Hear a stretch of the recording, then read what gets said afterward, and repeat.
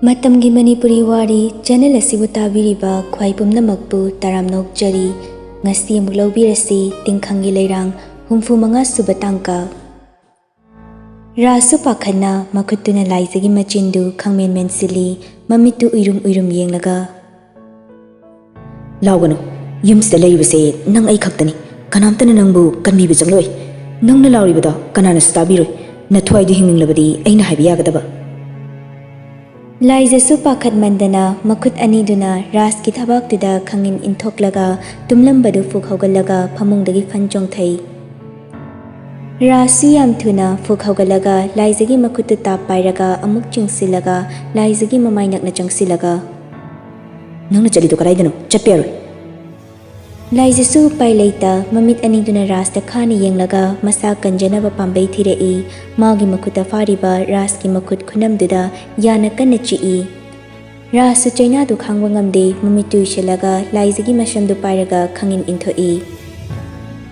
Laizasu masadu nungai tabanina mapangan yaudre ngaktang duda ki mandana tarang chatkre laugani haiba phau kauthoi Mamai du stat laithok laga chenthorei rasu laija chenthokibadu ubaduda rastu fukhawgalaga tanarei kagi thongdu yoromdai da rastu laijagi makutu ta pairaga mukchingbada laijadu walduda mamai du yoshili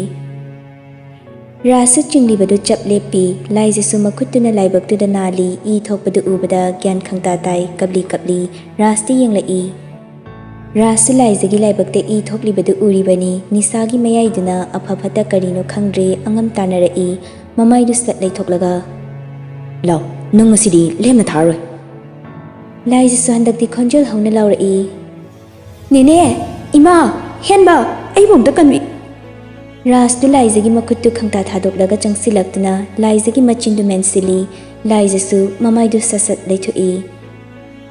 Laizana laukibadu secretary nupa du sahifet tai chair du danga tharaga uirambadu mit khangsing singi mana du thangalaga thawai lupsina tai makha tana kemta tadabaduda machinda tablap soli Karino aibu hojiki takibu khonjel dubu laizagi natrane amuk tumina laikhrene mangoira maleda ngahak uibasida mangam manglisna karigino Laizana makha tana lauraktabaduda secretary nupa du su amuk uithakre Asomda rasu mamitu ngangsangangna laizadi yenglaga yam sauna khonjel du nganglaga hairei Nangone ina lawgano haraga nangnai bu stress karigino nangna chamrak lawrasu kanamtana nangbu kanbiba changloi law ngasidi nang aigi oiradamni ai nangbu yam pami laiza ngasi khak oirabasu nangdi aigi oigani aduga aikhoini gi marise punsibada haibasi yaroi arun mari oigadabni punsibada hek haidokpada nangi imung manungda tumnaba hatokani aduga nangbusu nakhori charamsi metlaga hatkadabni Laijasu wa khumningbada loirabani adubu rasta machindu khumjinkibaduda upai leitre mamittagi mapidu tap taraduna tawganu haibagumna makokdu fatfat hairei aduga makhongdusu drang thilli Laijagi matawduda rasu thawsadana noklaga makha tarei Nangna yinenebu oliba karigino nangna ngamgani khanbro aigi nenegi damak aikhoi myam lerise nang khangdriba karigino nang yam phawrisi karigino pathi komthi marakta satpi leirang nanggumanasu aigi nenebu usitabasai adudi rasna taibangsta leiba makhaidi oithoktabani kaishu leitabi nangna maharani oiba yaroi nangi nawado yumsigi minai oina khalle khoidi nawaduna su aibu usittana kap akaiba khulanba adugi laman ngasi khungani Laijasu khumningbana khangba ngamlaktre makut aniduna raski makoki masamdu lamlaga foirei rasu laijagi machinda thamliba adu thadoklaga laijagi makutong fai Laijasu masadu wabagi sordu sangna hondoklaga yam sauna hairei Mi pataba sa nangna khalisi karino aduk tukachagalam chatbu aina chatkadra pathi komthida satpa leirang oizarbasu mandir gumlaba imungsida leisattamne asida noina sukyamna pendribase karigino aini imada kari otkrage gyan tadabi imada gyan tanabu honabani imane ngonda tawiba mayamse noi khangbro se aibu thado yumse thadokuna yam tuna chatkro aduna nang nathwaidu hingani nangna khalido karino aisi maune nangbu ngawrabro mawe ngonda nangna yengliba miyengdu karino imungsiga nangga leinabiba marise nang khangra mali nangna saraktamgi khaliba ise nangina yambagi nupini aibu thado ras nangna khalido karino tahoidiye Laijagi wadu taraga rastu usitaba minok amanoklaga Kanagi yamba Nayamba gaina nangi nawa punsibaduro nangna aigi yamba harise kadaidagi yamba maga iga kari mari thoknaba mariam ta thoknadi madi yumsigi minai Laizadu taba ngamlaktra male makut namaduna raski mamaiduda kupak na thai rastu tarang chatli laizada mamitu kharap yenglai laizasu kutom bisinglaga yam sauna hairei aini sorgumna khaliba aigi dadabu nangumba mathong marum khangdaba mi wakhal chendaba sagi bukchal chenba nangna minai hebe abro nang kari orige yumsida noi kari haklege mi wa chataga aibu noroki komda inthanabu hanari benangni minai di hauzik aigi kana leite khana nang nei bu khudum chankhibe mikupsida aigi thawaise mangkhibasue adubu laije aini hinglingaida aigi mangda aigi dadabu athibu wahi amatana haibiyar aigi dadagi tubum nam sokpasiar aini hinglibase dadagi damaktani magi thawai mangki da bole rebesu aina mohut sinduna chatki khalibani aduga asima sukhangu noina mapuni haina phanjari bado mapunate masani aduga aigi dadadi sagai siga hanba i yumsigina ningthau aduga aina maharani nangumna hairaga hekti yaradro se aigi kustado asi hairaga laizadu raski makutu kantatke tawi rasu laizagi wadu sauning mankidana wangangda mamitu khane yenglaga yamtuna laizagi makutu pairaga sorso chingsilaga phamungduda namsilaga mamaidu nakna changsilai laize sukhanjaldu kantakna hairei nangna pamisi aigi hakchang sinatro se nangna sarak tamdringai aibo hana to rasu tablapna khumlai hatuklabusu nangbo aigi oiraba matungda hatokani nangna hinglingaida nangse aigi oibdo aina pamlibisi Laizasu pai leita hihikapi rasu mamaidu sumnakshilai aroi boina laizasu angamba thauna puthokduna raspu khangin inthoklamnaga mon meyadagi phone du sat paikalaga punsibagi number du da call tauna chenthorei asomda punsibasu ayuk ngantani imphal thorakpani ahen bani airport tagi loba laklaga yumda halakpagi lambidani laizagi call lakpaduda nokmi tawraga call fat paikatli hello dada ha how far haiba nangdringai rasna phone du sat mullaga laktana langi phone du supungkai kaire laije su phone du da hanna yenglamdre mamai du fat laithoklaga chenki ge tawi rasu saubda mai haure laije gi khudang du pairaga sor chingchili asomda punsiba su phone du kakkibaduda amuka halaga takshili off hairakpaduda punsiba su pakhatna ahen badon silaga henba yumda kana lehawi ahen besu mayambagi matawdu da ngakchanana Masayana thorakpadari imaga niniga lehobani kaidoroge dacho ahenbagi paukhum pide punsibadu ritagi number du da call tawshili rita su paikhalai hello sana nini yumda leibra leitine madam ga bazar chadubani hojipudi hale yum yodore punsibadu hathu athairei nine yumda laije mathanta lehubra hoine masa nungaitena tumhobani punsibadu amukka hena pakhatkre ha yumda mathanta nine ekoi suri pok yoksile nine hoi gari do khara kana thawai biyo punsibadam pakhana hairakliba wadu rita di punga ngakre gyanmen tadre nakanda famliba rasi du saurupna hanglai rita kaidore haino sanado yumda lai moisi yoksila katore laije mathanta lehoradi ekoi na khara thuna chalona hairapa rasi du machindu paithoklaga yumda leibadubu kaisu tawroida Rasina hariba wadu punsibasu somda tai masadu pakhatpagi sora masangno handoklaga nine laije du hoje ngonda phone tawrambani hello faba haiba nangdana phone dis kakri aina muk tawbadisu off laikri please khara thunamta chatpiyo ai lefam khangdri punsibagi matawdu ritasu driver du don silaga tatoma khara thuna chasi laije do masangam hongdabani Rasidi thaushadana machindu paithoklaga thoknawromda leithokduna leiki toma sugaridu yangna thawi punsibasu masado pakhat mandana phone du thamni fawba kaure ahenba sugari kanna thawrei adu kanna thawriba gari dusu ngaiba ngamde minute kangde ahenba da gari du kanna thau hanjin hai asomda laijesu masadu wabada poptari makut ani du pairaga chingkhatli aduga waldu da namsilaga nokmi pet lawi nang ngambro law khudana yam thona fana laukidai nangidama kana thori laijesu sauningba kaya leirasu masagi zatadi kanjaba ngamnaba taptharei ras kaino nangna torishibo se adumaina tawganu nang adumaina tawganu Nang naigi jase laudringayda aibu hato haibani. Nang aigi sasokonu. Ima, nene. Raski makut namaduna laizagi chinbalduda amuka sumen silai laiza su tapthaba yaraktre makut aniduna ras puin thoknaba honai rasu makut namaduna lauthoklaga laizagi chimbal tamna changsilai laizina raski mamaida Thui laizina raski mamaida tinthak rastu mamaidu khangan handoi tanjadu lauraga laizadu raski thabaktuda pairaga illi rasu sauning bani henman kidana laizagi lengjum anida pairiba makut aniduna furitu sagari laiza su makut aniduna masadu khomjinjaraga mamitu shilaga khonjal kana laurai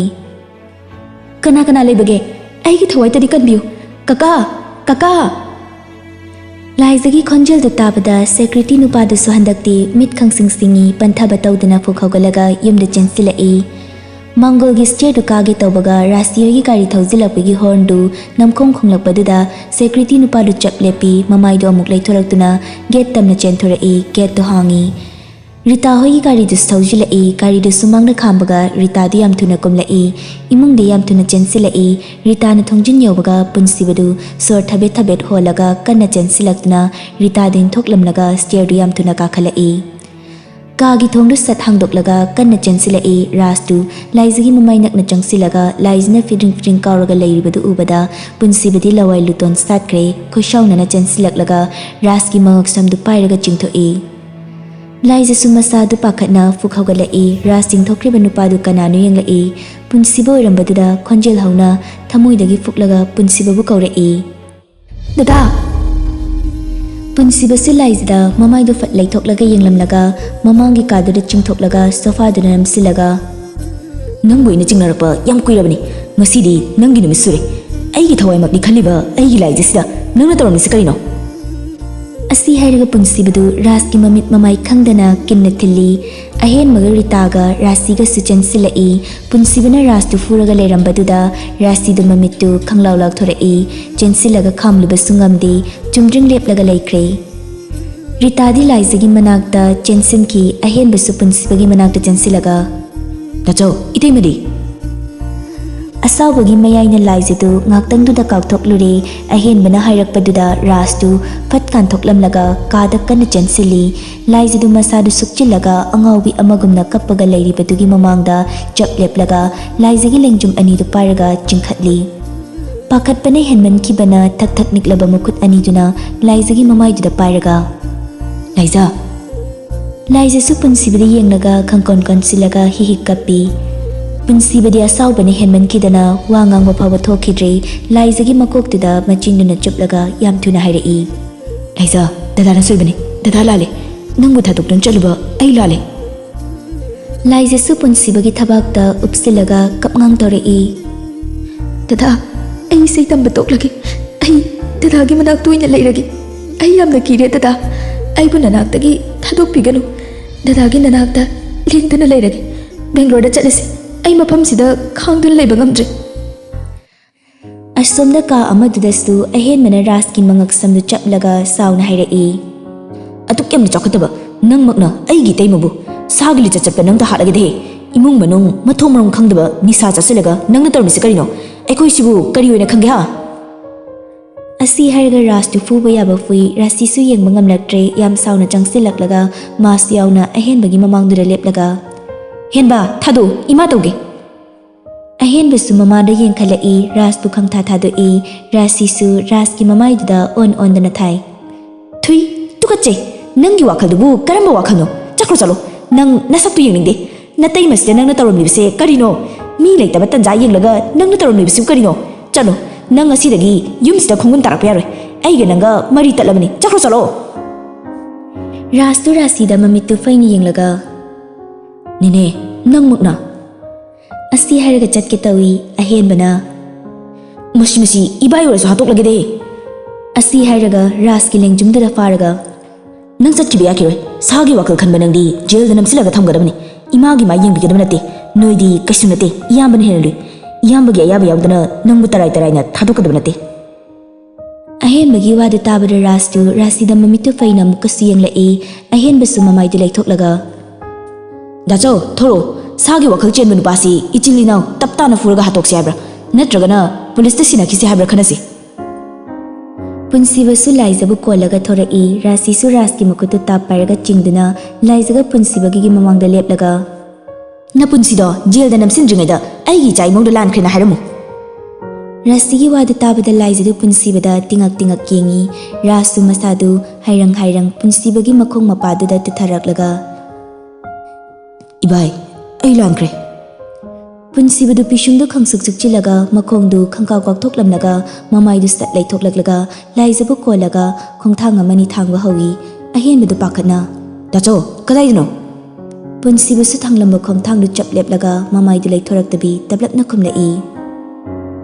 ꯍꯦꯟꯕ ꯑꯩ ꯌꯨꯝꯁꯤꯗ ꯂꯩꯕ ꯉꯝꯂꯔꯣꯏ ꯌꯨꯝꯁꯦ ꯊꯥꯗꯣꯛꯇꯨꯅ ꯆꯠꯂꯒꯦ ꯄꯨꯝꯅꯃꯛꯀꯤ ꯅꯤꯡꯕ ꯊꯨꯡꯅꯕ ꯉꯁꯤ ꯊꯥꯡꯗꯣꯛꯂꯤꯕ ꯈꯣꯡꯊꯥꯡꯁꯤꯗꯒꯤ ꯑꯃꯨꯛ ꯍꯟꯅ ꯌꯨꯝꯁꯤꯗ ꯈꯣꯡ ꯊꯥꯡꯖꯤꯜꯂꯛꯂꯔꯣꯏ ꯃꯌꯥꯝꯕꯒꯤ ꯋꯥꯗꯨ ꯇꯥꯕꯗ ꯑꯍꯦꯟꯕꯗꯤ ꯄꯥꯈꯠꯅ ꯗꯥꯆꯧ ꯄꯨꯟꯁꯤꯕꯒꯤ ꯋꯥꯗꯨ ꯇꯥꯕꯗ ꯔꯥꯁꯇꯤ ꯃꯃꯥꯏꯗꯨ ꯂꯨꯛꯊꯔꯒ ꯃꯆꯤꯟꯗꯨ ꯐꯩꯔꯞ ꯆꯤꯡꯂꯒ ꯅꯣꯛꯐꯦꯠ ꯇꯧꯏ ꯔꯥꯁꯇꯤꯗꯤ ꯃꯃꯤꯠꯇꯨ ꯈꯪꯂꯥꯎ ꯂꯥꯎꯊꯣꯛꯂꯒ ꯄꯨꯟꯁꯤꯕꯗ ꯉꯛꯅ ꯌꯦꯡꯂꯛꯏ ꯔꯤꯇꯥꯗꯤ ꯄꯥꯈꯠꯆꯩ ꯀꯞꯂꯤ ꯇꯧꯔꯒ ꯁꯅꯥ ꯀꯩꯅꯣ ꯅꯪꯅ ꯍꯥꯏꯔꯤꯗꯨꯕꯣ ꯂꯥꯏꯖꯗꯨ ꯔꯤꯇꯥꯗ ꯇꯤꯡꯉꯛ ꯌꯦꯡꯂꯛꯏ ꯄꯨꯟꯁꯤꯕꯗꯨ ꯑꯍꯦꯟꯕꯗ ꯍꯟꯅ ꯌꯦꯡꯂꯝꯗꯅ ꯂꯥꯏꯖꯒꯤ ꯂꯦꯡꯖꯨꯝꯗꯨꯗ ꯀꯣꯜꯂꯒ ꯒꯝ ꯆꯠꯄ ꯍꯧꯏ ꯑꯍꯦꯟꯕꯁꯨ ꯄꯥꯈꯠꯅ ꯈꯣꯡꯊꯥꯡꯗꯨ ꯊꯨꯅ ꯊꯥꯡꯂꯒ ꯄꯨꯟꯁꯤꯕꯒꯤ ꯃꯃꯥꯡꯗ ꯐꯠꯊꯠꯆꯤꯜꯂꯒ ꯗꯥꯆꯧ ꯀꯗꯥꯏꯗꯅꯣ ꯌꯨꯝꯁꯤ ꯊꯥꯗꯣꯛꯇꯨꯅ ꯆꯠꯄ ꯌꯥꯔꯣꯏ ꯁꯦ ꯏꯇꯩꯃꯗꯣ ꯃꯁꯥ ꯉꯝꯗꯕꯅꯤ ꯌꯥꯝ ꯋꯥꯅꯁꯨ ꯎꯔꯦ ꯐꯃꯨꯡꯗ ꯑꯝꯇ ꯄꯣꯊꯥꯍꯟꯁꯤꯁꯦ ꯄꯨꯟꯁꯤꯕꯁꯨ ꯑꯍꯦꯟꯕꯒꯤ ꯂꯦꯡꯖꯨꯝꯗꯨꯗ ꯃꯈꯨꯠꯇꯨꯅ ꯇꯞꯅ ꯊꯝꯂꯒ ꯍꯦꯟꯕ ꯅꯪ ꯑꯩꯈꯣꯏꯕꯨ ꯈꯥꯝꯂꯅꯨ ꯌꯨꯝꯁꯤꯗ ꯄꯨꯟꯅ ꯂꯩꯃꯤꯟꯅꯗ꯭ꯔꯕꯁꯨ ꯏꯆꯤꯜ-ꯏꯅꯥꯎꯒꯤ ꯅꯨꯡꯁꯤꯅꯕꯒꯤ ꯃꯔꯤꯗꯨꯗꯤ ꯀꯅꯥꯝꯇꯅ ꯊꯥꯗꯠꯄ ꯉꯝꯂꯣꯏ ꯑꯩꯈꯣꯏ ꯆꯠꯂꯒꯦ ꯍꯦꯟꯕ ꯑꯍꯦꯟꯕꯗꯨ ꯄꯨꯟꯁꯤꯕꯒꯤ ꯃꯈꯨꯠꯇꯨ ꯄꯥꯏꯔꯒ ꯅꯠꯇꯦ ꯗꯥꯆꯧ ꯅꯣꯏ ꯆꯠꯈꯤꯕ ꯌꯥꯔꯣꯏ ꯌꯨꯝꯁꯤꯗ ꯄꯨꯂꯞ ꯂꯩꯃꯤꯟꯅꯒꯗꯕꯅꯤ ꯏꯆꯤꯜ-ꯏꯅꯥꯎ ꯇꯣꯉꯥꯟ ꯂꯩꯕ ꯌꯥꯔꯣꯏ ꯗꯥꯆꯧ ꯂꯩꯇ꯭ꯔꯗꯤ ꯑꯩꯁꯨ ꯌꯨꯝꯁꯤꯗ ꯂꯩꯔꯣꯏ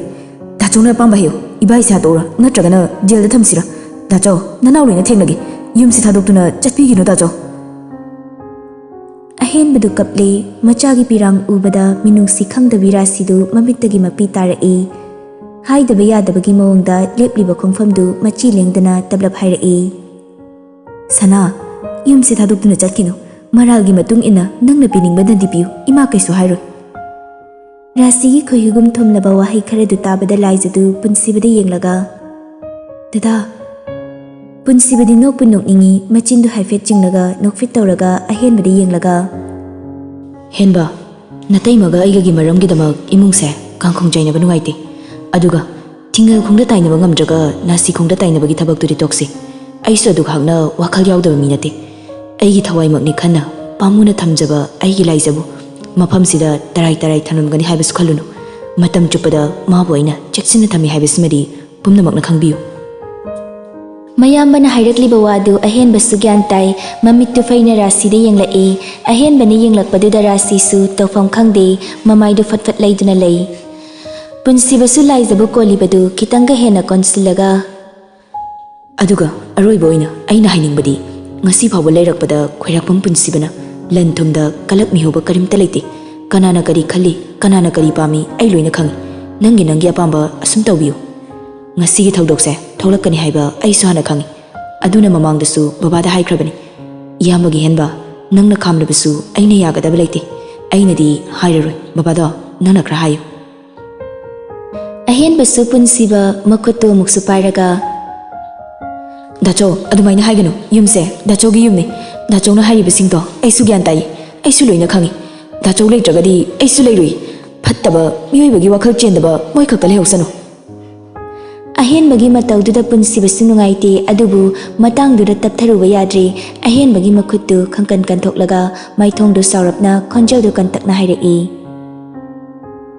ꯇꯥꯅꯤꯡꯗꯦ ꯅꯪꯅ ꯍꯥꯏꯔꯒ ꯑꯩꯅ ꯈꯣꯡꯐꯝꯁꯦ ꯍꯟꯗꯣꯛꯀꯗꯕ ꯅꯠꯇꯦ ꯑꯗꯨꯒ ꯅꯪꯁꯨ ꯑꯩꯒꯤ ꯇꯨꯡ ꯏꯜꯂꯛꯀꯅꯨ ꯌꯨꯝꯁꯤꯗ ꯂꯦꯡꯗꯅ ꯂꯩꯒꯗꯕꯅꯤ ꯍꯟꯗꯣꯛꯎꯁꯦ ꯆꯠꯀꯦ